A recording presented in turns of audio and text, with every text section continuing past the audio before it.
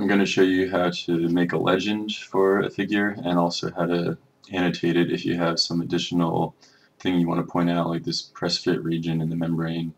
And also I'm showing you an alternative to using a legend where you have text with corresponding arrows to each one of these objects, and the text can be, or the arrows can be centered where the object is exposed over here on the right hand side.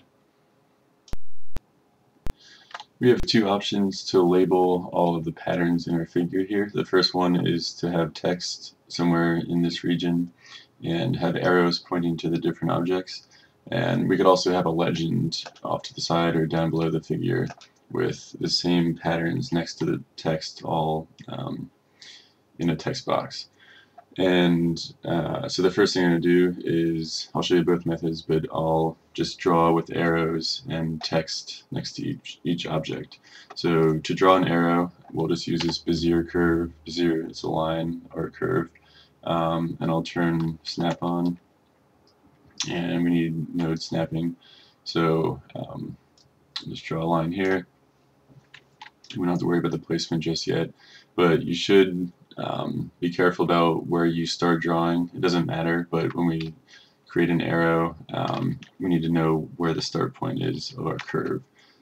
So right click completes it, and then to get an arrow on that line you have to do fill options and the stroke style. So if we had started on the left, we'll have a start marker that's an arrow of your choice,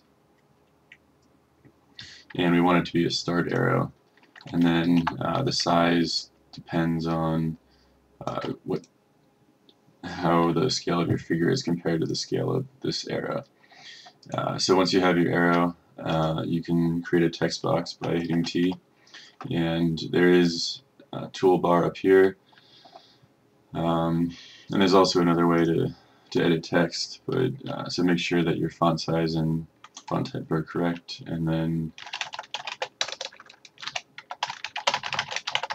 enable it.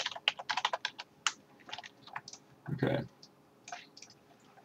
Now, what we can do is just copy these two pretty much, and then we can worry about placing everything shortly here. So you might want to take snap off for this.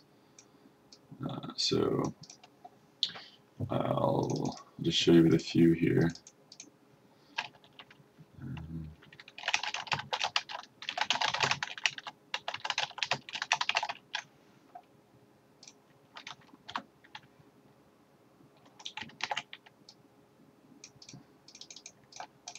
So the other way to edit text is to click on the object and then say Control-Shift-T.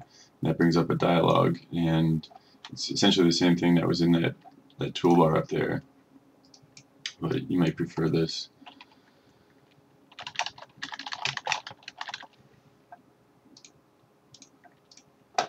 Okay, so now if we want to organize these arrows in the text so that everything matches up, we can use the alignment. And so the alignment dialog is Control-Shift-A, and then we have this little box over here of all these options. So the thing you want to, so for some of these objects, say for this arrow here, this is the pore support, this pixel pattern, this is a rectangle. So if we want to center the arrow vertically, we can say, make sure this is first selected or whatever you're comfortable with. So first selected is the relative. So this is what we want to remain stationary, and then this is the object that we want to bring to the vertical center. So we selected this first because that's what we're relative to, and then this second, and now we're going to center, and it only moves the second object. So now that we have this in place, you can hold Control and it'll only move in the X direction or in the Y direction. So we just want to move it in the X direction so it's close. And I'm just eyeballing to try to get the arrows to be approximately a certain distance, just spaced a little bit from the object. So for this one, if we were to center it on this solid fill, the arrow is going to move down here because the object is pretty tall. So what you'd probably have to do is either just manually move it or you could just draw a new curve. So I'll show you for this one how to draw a new curve, because this arrow, if we center it, is going to overlay this object, so we don't want to do that. We'll just lift it up a little bit. But for this one, the extraction plenum will actually draw a curve, Bezier.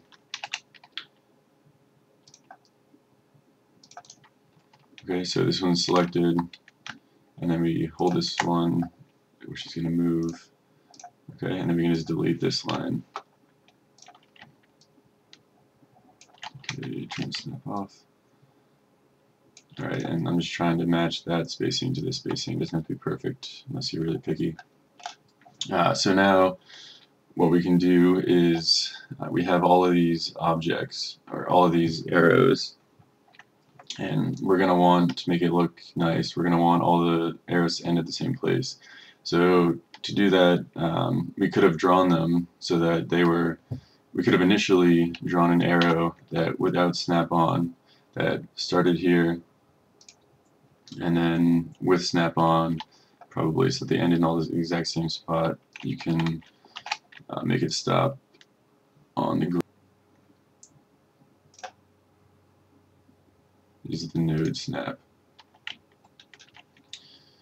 So to force the curve to snap to the grid here, you need to make sure it's a paraxial line segment, not whatever this one is, where it can be any angle, because it will snap to the node based on our snap preferences. But when it's paraxial, it's forced to snap to this point in the grid. Okay, so now to create all of our arrows in that manner, they're all going to end at this, whatever you choose, that snap point. But if you want to change the distance to the end of the arrow, you're going to have to move all the nodes. So most likely that's going to happen no matter what. So you might as well just draw them whatever's fastest initially, and then you can move the nodes. So to move the nodes, we're just going to hit F2, and that allows us to select the nodes. So we can select this one, and then holding Shift, you need to let the nodes of this arrow be active. And then I'm still holding Shift, click this node, and same thing with this arrow. I'm still holding Shift, click that node. So when you have nodes selected, this node dialog shows up, and you can align them vertically, which is what we want. And they just they average their position, their X position averages out, but you can shift them. So be careful here. You need to hold Control, right, so that it only goes vertical or horizontal. So we do have snap-on. Just choose a place that looks good to you, and then release, and then you can let go of Control. So now we have our arrows all aligned, and if we want to align the text, just select all of the text, and then in the alignment dialog, you just align to the left point, and they'll snap over. And this was the first selected because of the way we drew our selecting box. So now what we can do is just move each one of these separate text boxes to be centered in reference to these arrows, right? So this is our first selected still, and then just choose the text and center. Just do that for each one of these.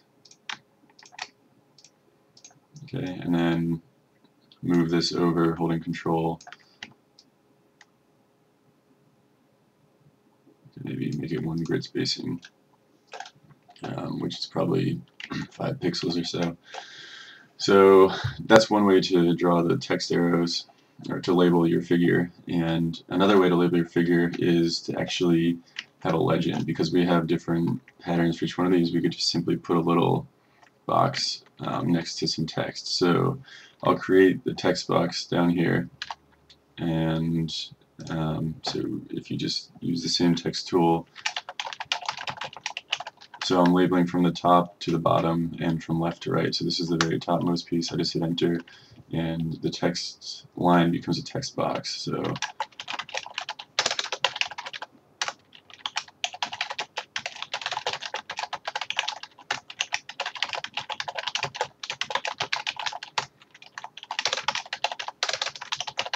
Okay, so Teflon is actually a registered trademark. So Inkscape supports Unicode text, and if you say Control U, you're in Unicode. So down here it said Unicode, and then if you do A, E, enter, the Unicode character shows up.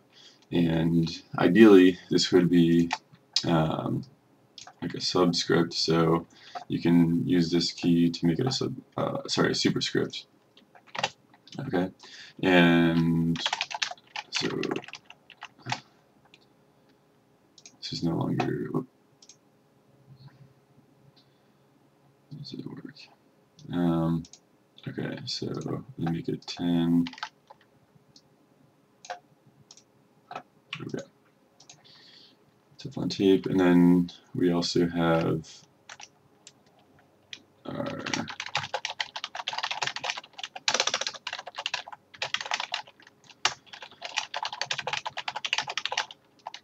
okay, so these are all the items up here, and to create little boxes, just create some rectangles. So I'm actually gonna my snap I'm gonna turn off and then just draw some rectangles here. And what I'm gonna do is you should be able to, since we know this is 10 point, you should be able to size the box to, if you use the units as point, to 10 point. But what you'll see is that it's quite a bit larger than the text itself. So I don't know what's going on there, but you can figure out the height of the text in point or whatever unit you're working with just by selecting a template. Essentially, you could just create a text line, and it's about 7.1 points high. Okay, and then maybe we'll make this 10 points wide. And then if we can't decipher one pattern from another in this area, we'll just make it wider, essentially. So now that we have this, we'll move it into position over here. Our snap is off, so it's quite a bit easier to move it into position. And so I'll just move it about one of these larger grid spacings in width apart from the text. Now that we've placed our first object, we can create a clone of it so that we have the exact same dimension object oriented in the same column. And we want an object next to each one of these text lines because they each have different patterns. So to create a clone, you select the object, so you edit, clone, create tiled clones, and then I just did this. So we need to make sure that there are we have 7 rows of text and 1 column, right? We want 1 column down there, and then we want to shift the rows so that they're, I don't know, so I'm going to guess 60 here. So this is just percent of the height of the object. So create, and if you don't like that, so this doesn't really matter too much for what we're doing here, but you can just Control-Shift-Z like we just did, or Control-Z, and then change it and create it. And so one thing you have to be careful about is that the clones will overlie, as long as you have more than one, it's going to overlie the original object. So to tell, you go down to the little indicator of what's selected down here, and this is a clone. So just delete that clone, and the original rectangle is gonna be under there. So what we want to do is we're going to align these properly. So holding Control, move them vertically, and we just care about the bottom and the top one actually. So we're moving this so that it's just to the left of the text.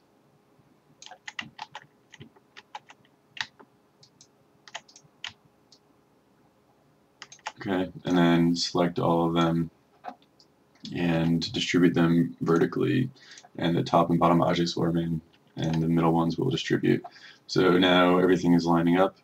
And what we're going to do is these are still all clones, so if we change the size of this, all the clones will change size. So we want to unlink these clones, select the clones, and then say Edit, Clone, Unlink Clone.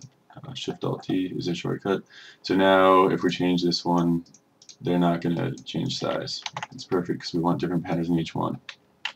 So now we have all these patterns, right? So we want to you can either select this object, it'll work just like these ones. If you know the pattern, you can go into the stroke fill, or the fill the object, select pattern, and then find it. Alright, and that'll work. Or you can go into the code, Control-Shift-X, and here the rectangle's fill pattern is this one. So we'll copy this and move it over here.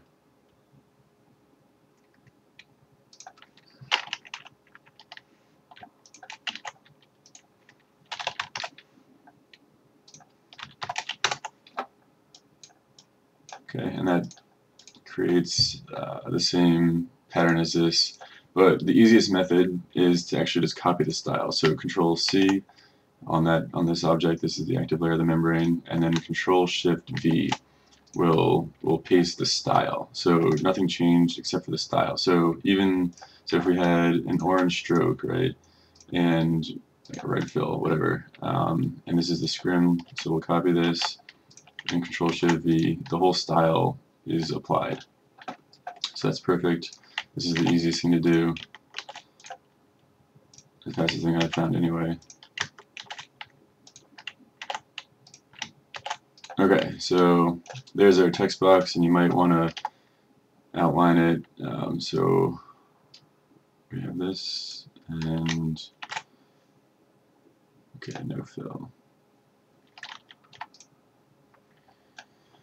So that's if you want a legend, and then you can, so that when you move this around, so that they all remain the same, you can group them, Control-G, and then it's a group, and everything is stationary there, so that helps.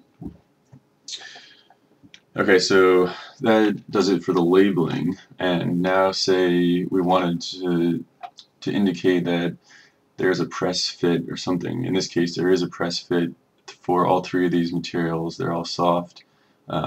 There's a press fit in this region. So to do that, to indicate that, we want to create a dashed line, but this is going to be in grayscale.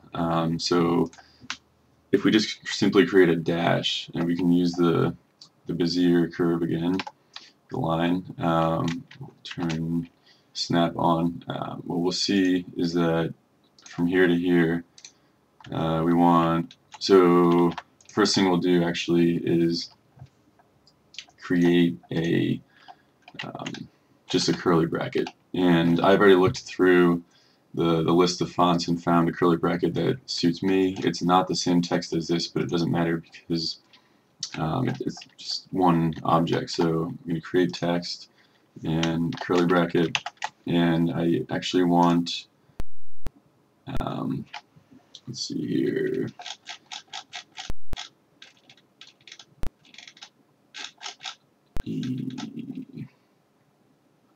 okay, so air is light ITC, and this produces just a simple curly bracket. And then what we can do is you can change the font size, or you can just drag this until it's the right size, and this is probably the best thing to do.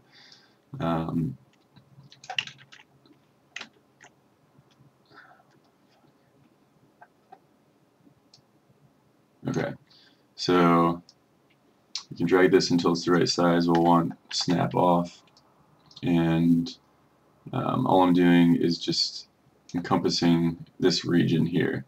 So that was a little bit too big. Okay, and you'll see that the left curly bracket is actually tilted. So if you use, we have F1 as our pointer, right? So F1 pointer, and then if you click again, you can rotate the object, and we'll just rotate it until it's approximately vertical. Looking at the grid right here and matching it up to right there, and this is just eyeballing it. Right, so now this is pretty good. Now we can create our dashed line to indicate that we really just want to show the viewer that this region is a press fit region. So we need to have this dashed line go over here, and if it helps to create the thickness, to change the stroke color temporarily. Okay, so if you want to select an object, if you have this case, we can always select over here, but if you want to select an object that's underneath something, hold Alt and then click again, and we have this object selected now. However, you have to hold Alt if you want to drag the lower object, otherwise the upper object's going to drag. So this is pretty close to the correct thickness. We'll just drag it a tiny bit. Okay, so actually we're not going to drag it. We're going to change the stroke style so that it's a little bit thicker. Okay, good. Yeah, so that's the same stroke thickness approximately, and we'll change it to a dash. But unfortunately, when this is black, it's going to be very difficult to decipher what's actually where these objects end, or where this dashed line even goes. So we can outline it in white, and to do that, you actually have to create a rectangle that's approximately the same size. So I'm just going to draw right over this dash, and so it's going to be hard to see now, but just drawing right over it. And of course there is a stroke style still, that dashed line, so remove the stroke paint and just fill it with white for now. Okay. And okay, so that's about the same size as the dash. And now I'm going to get rid of this line. Now we actually want the stroke itself to be black, and the stroke paint, or sorry, the fill to be black and the stroke paint to be white, so it's outlined. And we'll just make the stroke style. I'm just going to drop it down to 0.1, and then so it's got an outline now. You can always change that when you look at your figure output. So now what we can do is we can start here, and we'll just create a clone again. Edit, clone, create tiled clones. And if we do this, there's going to be a bunch of individual clones because we're still working on layer 1, right? Everything is on layer 1. So what you can do is in Preferences, Control-Shift-P, you can go to the Clones tab, and you can say move the clones according to the transform. So that's what we'll do.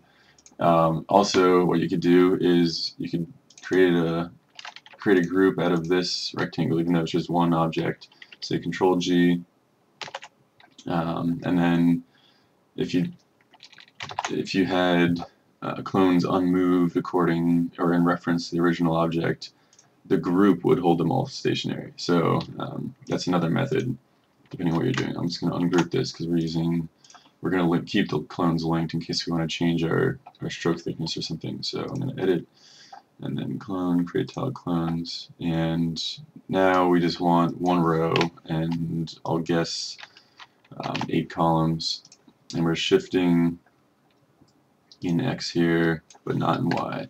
So in X, we'll just, I'm guessing 50%, and this will, so this one we're going to actually want to produce the spacing here, and we're not going to change the spacing. So that wasn't enough, so Control-Z, we're going to have too many if we space them out more. So let's say 100, see how that looks. It does not appear, oh, so per column, okay, shift in X, we'll try 50. Okay, so again, we do want to go a little more. It probably would have been a good idea for me to leave that dashed line there so I could replicate it, but so this looks good. We do need to go, oops, a little further. Alright, so I'm just going to create all these, and it should bring us far enough over. So what we can see is that we have a few extras. All you have to do is delete these, but I'm actually going to show you a method. If you happen to have this dash overlaying where we wanted to stop the line, you can, in order to clip that, So if we shifted it a little bit less, maybe 90%. So we have this object here. I'm going to do 85.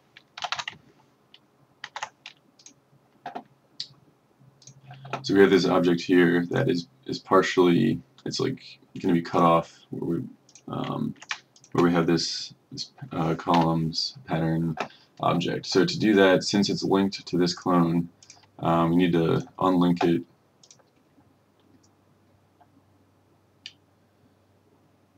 Link clone, and now it's just a rectangle. And what we want to do is we can like essentially punch with this object to trim this one. So I'm just going to make sure that I'm trimming everything. So move it down here with control, and we'll move it back up when we need to. So I'm going to duplicate this, and to show that it's the new object, I'm just going to fill it with orange. And then what we want to do is we want to make sure this object is in front of this one. So I'm going to hold Alt to select this guy down here, and I'm just going to show you this is in front. Say this were the case, you'd want to pull this one to the front. I'm just using Home. You can also use Page Up. So if we want to punch this orange, this object in the front, this object punched through this dash, you need to select the dash because it's smaller. So it doesn't matter the order of selection. What matters is the placement on the layer. So the orange one is in front. The front object will punch through the back object. So we need to select both, and using Shift you can select both, and then say Control Shift and negative, the negative sign on the keyboard, and now we're left with the same rectangle, but it's been trimmed to the end of this column fill object. So now I'm going to move it up to this clone using the alignment. So this is I'm going to select this one first, then this one, because I said first selected is what's relative to, and just move it up. Okay, so now, so this one is not linked to this original rectangle. So because in our preferences we had the clones all linked, okay, that was just the additional clone. We have the clones all linked to the original rectangle, right? So to keep this guy linked, there's really no good way except to just create a group. So select all these and say Control G. We have a group, and now just move that whole group around if you need to.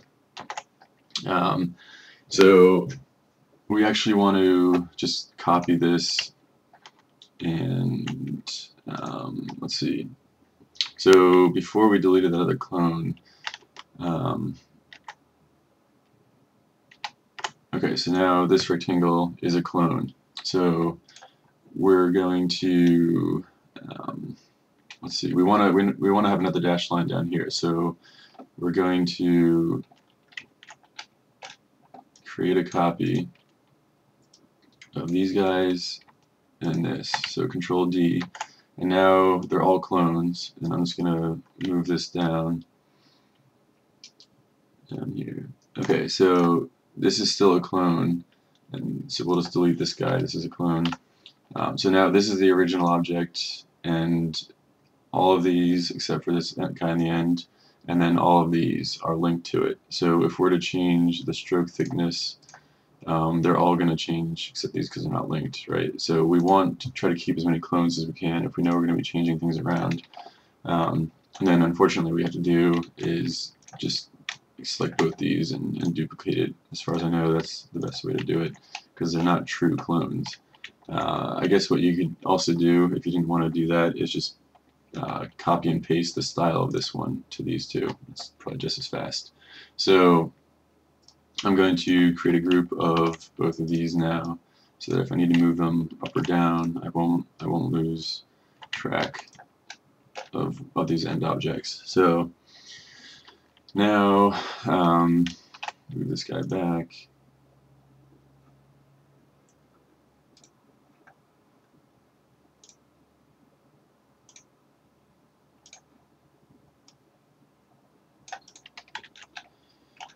So now all we have to do is just add some text over here that says whatever you want it to say, but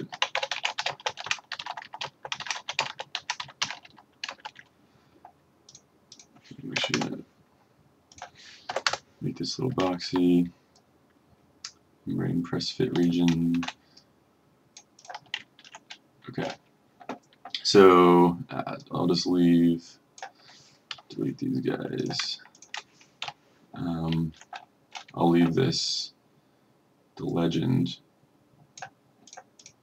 So it's a group, we can just move it. So our original background was 3 by 3, and our figure is obviously not that shape, but that's okay. If it's okay with the journal article anyway. If not, you'd have to maybe change this text. This is like in the middle of what they recommend, this 10-point font here. If you wanted to change it, you have to enter the group and then say T, and you change it to 8 or something. But we'll just leave it like this for now. And what we want to do is we want to export a figure. So if you're to export a figure without a background, you're actually going to produce a transparent figure. So since we need these valleys to be filled with white, and also it's just nice to have, when you're working in Word or something, it's nice to have a figure with a white background sometimes. It's just easier to manipulate, or if you need to make a small change or something, that's good. So what we're going to do is we're going to use this rectangle in the background and change its size. So what I'm going to do is we have to unlock it, object, unlock all, and now we should be able to select it. Okay, so if you go into the code, I happen to know, alright, let's see here.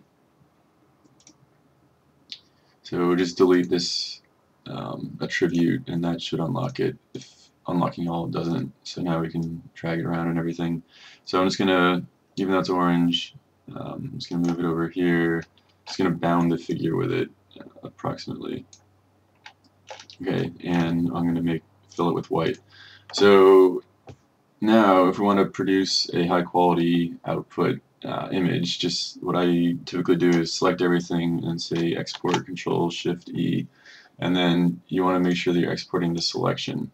The drawing in this case would probably work just as well. It would produce the same bitmap size, and then you want your dots per inch to be whatever the journal article recommends, but probably at least 300 dpi, and then you can browse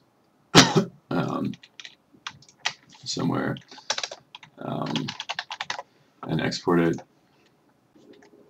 Now that we've exported our figure to a .png, you just find the file and you can drag it into Word if you're using Word, and then we know that it was 10-point Times New Roman font. So what I typically do is I just create a text box without a fill, and then this is Times New Roman 10-point, and I write the same word that's on my figure somewhere, and then I match up the figure thickness and everything. So plenum is up there.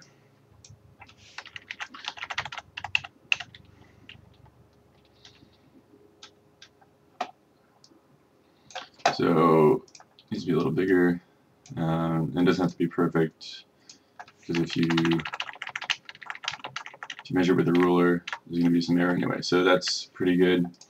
And then now we have this high quality image that's 300 dots per inch, and it has everything looking pretty good. You might want to make these rectangles a little bit larger. The black fill, you might want to just make them bigger in dimension so they show up a little better, and that's how you produce an image in Inkscape and import it into Word.